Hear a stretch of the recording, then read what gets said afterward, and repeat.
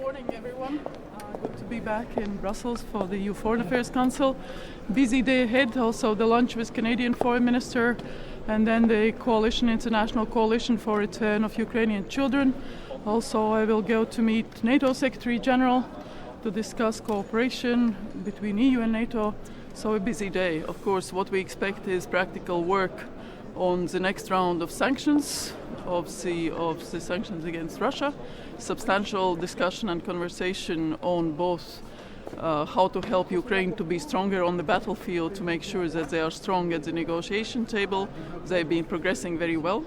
Currently the battlefield looks, okay. It's never good to have war, but at least Ukrainian situation has stabilized. And Russia looks weak, so we need to strengthen Ukrainian positions. And then, of course, on the Middle East, there is a whole spectrum of concerns. It's not only about Hormuz. We, as a member of UN Security Council, are working on a new resolution on Hormuz, so we hope that Russia and China don't veto it this time. And then, of course, what we can do for our own populations to sort of smooth the situation with the higher prices for fuel, with inflation rising and other issues. Then transatlantic relations, which is indeed an important matter for all of us. When we look at the trade flows, when we look at security, when we look at bilateral relations, both Canada, US are our most important international allies and partners. So that's a day in short. Minister, who do you think would be the best bet to be at the negotiation table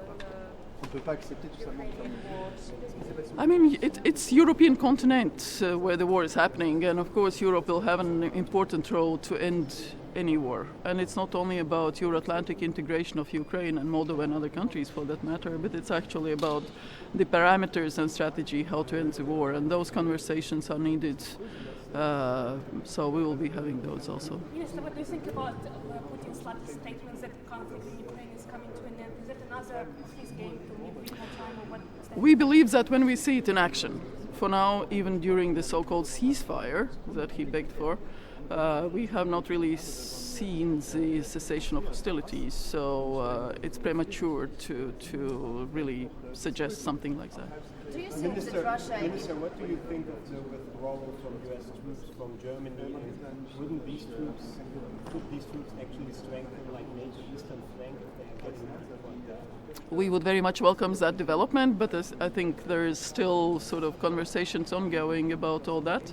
What I can see and what our assessment is that from the current conflict in the Middle East, the Hormuz situation and everything, if anything, the EU, the European and American relationship is the closest in military ways that it can be, because US does depend on European allies for very much of what it is doing. And that shows this relationship's importance, but also a military significance, that theaters are related. So instead of withdrawing or, leaving, I think we need to strengthen the relationship. Minister, do you think that Russia is trying to put Europe back into pre-2022 mindset by putting people like Schroeder in the negotiation table? Or what does it mean? I don't know. I think this is too complicated. What Russia is trying to do, I think we should concentrate on what we are doing and what our objectives are and what we are trying to achieve. And that is our own security. We have enshrined 5% of GDP in defense in law in Latvia. We are strengthening support to Ukraine. We are building very strong transatlantic relationship both with Canada and the US, and we are trying to limit Russian ability to wage the war as much as possible by new sanctions, by implementing sanctions, by isolating Russia internationally, and so on and so forth. So Europe is just... one by one, no, sorry. How concerned are you if the Strait of Hormuz continue to close? And do you have enough energy or fuel for next year? We are okay. Latvian energy policy is quite sustainable. I cannot speak for everyone in the EU. I can only speak what our lessons have been, that more than half is renewables in Latvia. And the LNG is 80% American, the rest Norwegian. And we will continue. We are building more solar, more wind capacity, and we'll continue doing that. And I think that is one way where Repower EU's the decisions that we have made to be less dependent on the fossil gas and oil from Russia is right what we need. From other hand, of course, with the rising prices, money has been going into Russia's budget, which from one hand increases the income and ability to finance the war. So that is a negative effect from the war. We have also seen incentives in the Gulf for the countries to develop new pipelines. It will take longer time, obviously, but that is something that is, again, alternative routes.